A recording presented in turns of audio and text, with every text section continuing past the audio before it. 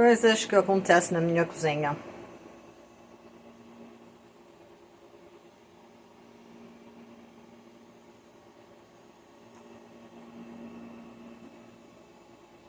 So, agora é tempo.